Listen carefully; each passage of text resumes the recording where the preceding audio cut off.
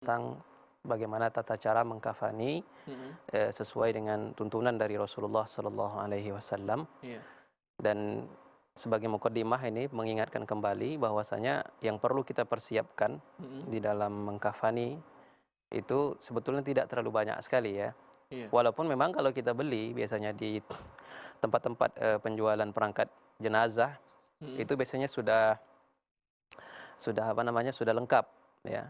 Kita dapat biasanya kalau yang di Indonesia khususnya kita dapat kapan ukuran sekitar 12 meter ya kan, dan kemudian kita mendapatkan minyak wanginya juga kita mendapatkan kapas dan lain sebagainya, pokoknya lengkap lah kalau kita sudah beli di tempat perangkat jenazah itu tadi.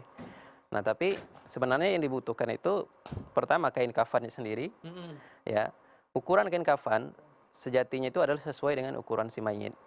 Jadi kalau mayitnya itu besar, panjang, maka dia akan lebih membutuhkan besar dan panjang juga kainnya. Kalau dia tidak terlalu besar atau anak-anak berarti sedikit saja begitu. Sedikit, ya. Kemudian yang kedua minyak wanginya, ya. Yang ketiga juga bisa ditambah kapas. Ya, kapas ini memang sebagian dari para ulama ada mengatakan tidak mesti, tidak syariat, tapi ini lebih kepada asas manfaat, ya, asas kebutuhannya. Jadi dikhawatirkan misalnya akan keluar nanti dari tubuh si mayit cairan dan sebagainya. Cairan tertentu, Maka ya. salah satu fungsi kapas itu nanti adalah menutupi lubang-lubang yang dikhawatirkan akan keluar itu tadi. Ya, kemudian ditambah kapur barus begitu. Kapur barus, ya. Itu saja alatnya.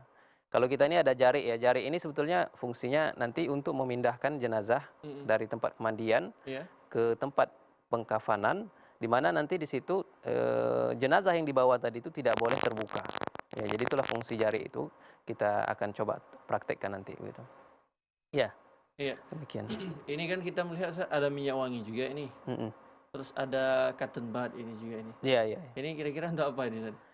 Ya, ini tadi persiapan awal saya. Dari sini. Sebetulnya cotton bud itu difungsikan ketika mandi sebenarnya. Untuk mandi ya, membersihkan bagian-bagian kotoran-kotoran yang ada di dalam telinga, celah-celah dan dia tidak mesti cotton bud.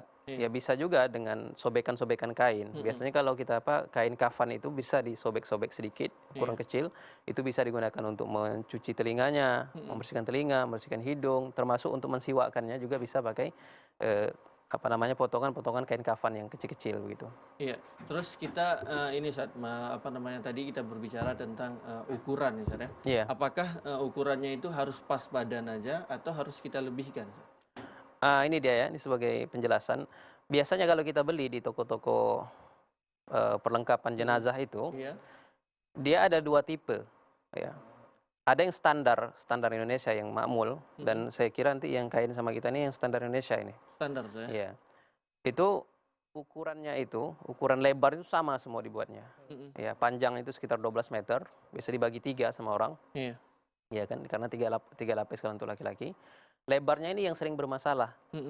Dia tidak menutupi badan jenazah. Makanya ada triknya biasanya kalau dilakukan. Dilakukan lapis silang dia.